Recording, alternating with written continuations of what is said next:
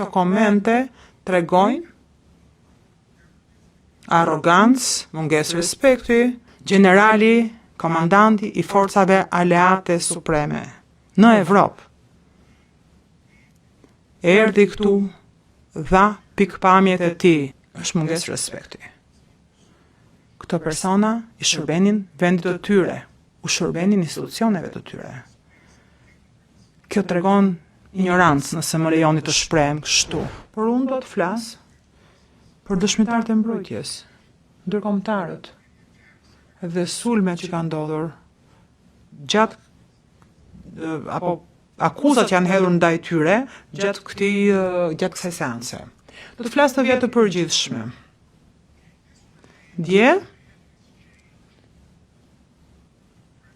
komunikova me një shokun tim, një diplomat i lartë, që ka qenë shumë herë ambasador, një i dërguar i posaçëm, dhe i lexova disa nga citimet e SH-s nga zyra e prokurorit të specializuar. Veçanërisht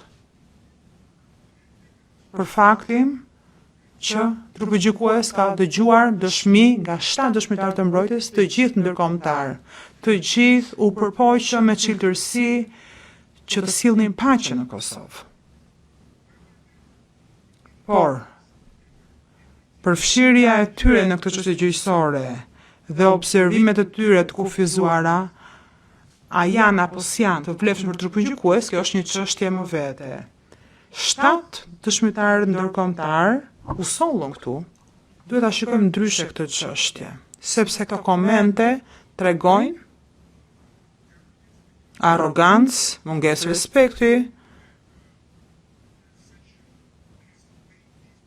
e cili në fakt ka qenë e pranishme në këtë gjykim qysh prej fillimit. Të rrëzosh me njëherë përvojat të dëshmitë e këtyre profesionistëve me përvojë, të cilët e kanë pasur për detyrë të shkonin, të analizonin, të vlerësonin situatat, të shikonin ngjarjet në mënyrë që të ruanin sigurinë ndërkombëtare, është e pabesueshme. Është e gabuar, edhe në fakt për mua është një gest të shpërimi.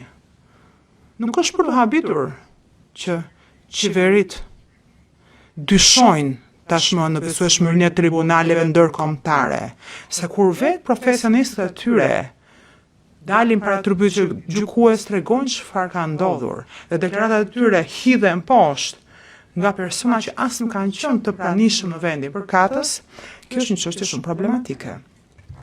Duhet të kemi parasysh se këto institucione, këto tribunale janë një mjet, një instrument i sistemit të rendit ndërkombëtar, se personat që kanë qenë përpara jush janë pjesë e këtij sistemi, janë persona që vendosin në fakt nëse duhet të ketë tribunale dhe nëse duhet të ketë drejtësi. Nuk mund të themi, pa ata nuk e din çfarë flasin, ju ishit atje. Po ju keni qenë atje, po ju nuk e dini. Sepse ne do t'i interpretojmë gjërat ndryshe. Mos u besoni më syve, mos u besoni më veshëve. Dim ne më shumë se ju. Është e rëndësishme që t'i kujtojmë vetes rëndësinë e këtyre dëshmitarëve. Mund mos ju pëlqejnë, as nuk ka pse t'ju pëlqejnë. Mund mos i respektoni dëshmitarët ndërkombëtar si individ, dhe as nuk keni pse ta bëni këtë, por duhet të respektoni rolin që kanë pasur, profesionet e tyre edhe shtetet që përfaqësojnë, Qeverinë e Shteteve të Bashkuara, Britaniken, NATO, edhe Kombet e Bashkuara. Këta persona nuk erdhën këtu në cilësinë e personave privat për të thënë, po kështu e mendoj unë diçka. Folën me ju, folën për ju, në emër apo në bazuar në përvojat e tyre dhe veçanërisht në emër të institucioneve që përfaqësonin. Përndryshe, se duhet të merrni maturizim për këta persona që të flisnin, sepse informacioni që kanë këta persona i përket institucioneve përkatëse. Pra, kur ju dhanë këndvështrimet e tyre, ishin të matura. Këndvështrimet e tyre ishin produkt i bashkëpunimit. Kishin informacion kishin informacion nga organizata ushtarake, civile, nga komuniteti i shërbimit informativ, raporte nga OJQ-t, debate të brendshme, konstatime personale në terren, nga raportime që merrnin prej terrenit. Pra, kishin këndvështrime të rëndësisht të bazuara. Jamie Rubin ka punuar për senatorin Biden, këshilltar i sekretares së shtetit. Në fakt, ai ka pasur për detyrë, për shkak se ka qenë çdo takim me sekretaren e shtetit, ai ishte personi që u caktua të shkonte dhe të zbulonte kush ishte Hashim Thaçi. I than shko, kalo kohë me të. Dhe nëse kujtohet nga dëshmia e tij, ai në Rambuje, sa herë që i jepej rasti, shkonte pinte një cigare zotin Thaçi. Ishte i pranishëm me të në sallë. Ai pati mundësinë të bënte vëzhgimet përkatëse dhe ju dha mendimet e veta. Po generali Clark. West Point general me katëryje i nderuar, ka qenë në Dayton, sikur s'ka qenë ambasadori Hill. Generali, komandanti i forcave aleate supreme në Evropë.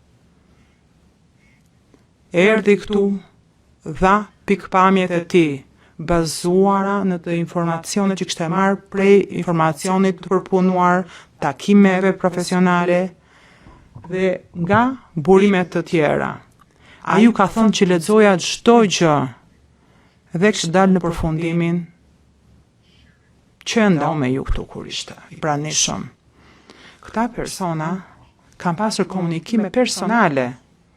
Këto nuk kanë qenë vetëm një mision i izoluar. Nuk kishin shkuar për safari në Kosovë. Tani prokuroria do që ju të besoni që këta persona që thjesht kanë qenë kalimtar. Edhe në këtë udhëtim bën disa konstatime sipërfaqësore. Duan të minimizojnë rolin e tyre. Është mungesë respekti. Këto persona i shërbenin vendit të tyre, u shërbenin institucioneve të tyre.